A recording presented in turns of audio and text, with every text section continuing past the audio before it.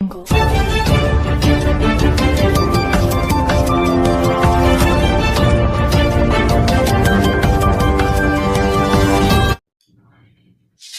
दोस्तों को हमारे YouTube चैनल में स्वागत है।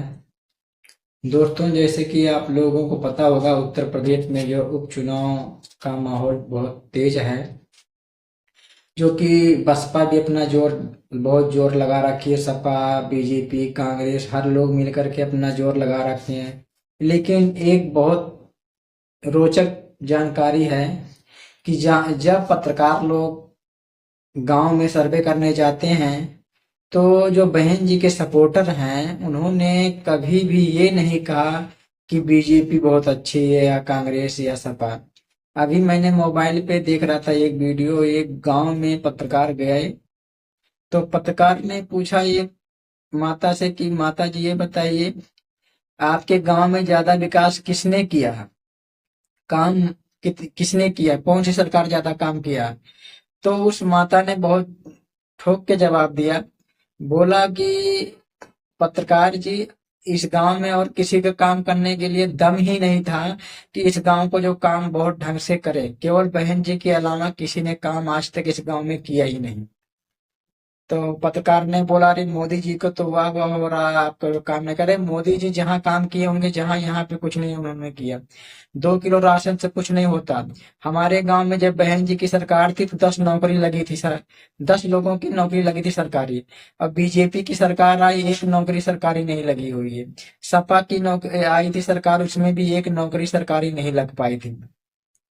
और जो है इस बार सपा और कांग्रेस मिल करके बहुजन समाज को धोखा दे करके, चूतिया बना करके जो है वोट उन्होंने ले लिया। जो संविधान के नाम पे उन्होंने वोट ले लिया है, जहां तक कि ले लिया। लेकिन संविधान के बारे में या बाबा साहब के बारे में जब कोई बात हो जाता है तो लोगों के मुंह में घी जम जाता है, बोलने के तैयार नहीं होते हैं।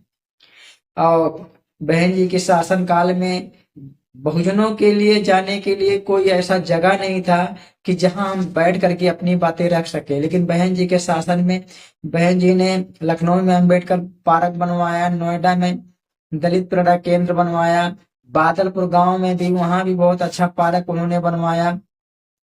तो और जो है उस माता ने कई बात ऐसी ऐसी कहा है जो जानकारी लोगों को लेना बहुत जरूरी है और जानना जरूरी है। उस हमारे गांव में तो सरकारी नौकरी बहन जी ने दिया है, आवास बहन जी ने दिया है। हमारे गांव में लाइट जो है बहन जी के शासन काल में लगे हैं। उसके बाद हमारे गांव में कोई काम नहीं हुआ है। हाँ, ये है कि 2 किलो राशन मिले हैं, और कुछ लोगों को किसान निधि वाला जो पैसा होता है वो मिला है। और और वहां के लोगों ने ये भी बताया कि बहन जी के शासन काल में कई सारे जिले बनाए गए गए हैं, और कई जगह महापुरुषों के नाम नहीं, जिले का नाम रखा गया है। वहां के लोगों ने बताया कि बहुजन महापुरुषों के नाम से कई जगह जिला बनाया गया है। जो उस जिला को नाम बदलने का काम अखिलेश यादव जी ने अपने शासन काल में कुछ जगह नाम बदल दिए थे उन्होंने।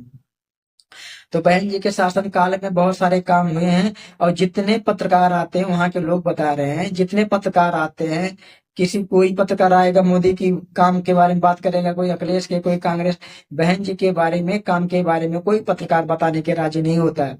और जितने यूट्यूबर हैं बार बार जाएंगे बहन जी के, कहेंगे बी टीम बी टीम, लेकिन बहन जी के जो काम होते हैं उस काम को गिनाना नहीं चाहते।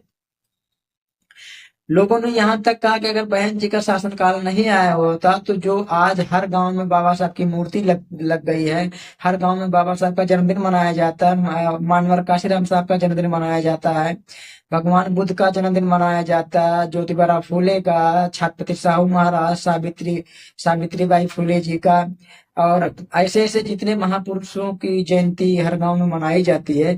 किसी महापुरुष का कोई नाम ही नहीं जानता। अगर बहुजन समाज पार्टी जो है सत्ता में और 4-4 बार सरकार ना बनाई होती तो जो है बहुजन महापुरुषों के बारे में कोई जानता ही नहीं। तो इसलिए जो कुछ हम अगर जाने हैं महापुरुषों के बारे में तो बहुजन समाज पार्टी की वजह से हमको कुछ जानकारी मिली है। नहीं तो जानकारी नहीं मिलता, खाली लोग लुभावना देते हैं और लोगों को धोखा देते हैं और धोखे से वोट लेने का काम करते हैं। नहीं तो हम आज की डेट में बाबा साहब को जो पहचान रहे हैं वो बहन जी का देन है, नहीं तो हम पहचान भी नहीं पाते। जहां जहां पत्रकार लोग सर्वे करने जाते हैं चुनाव के समय, गांव के लोग बताते हैं अपनी बात। तो हमारी वीडियो देखने के लिए धन्यवाद।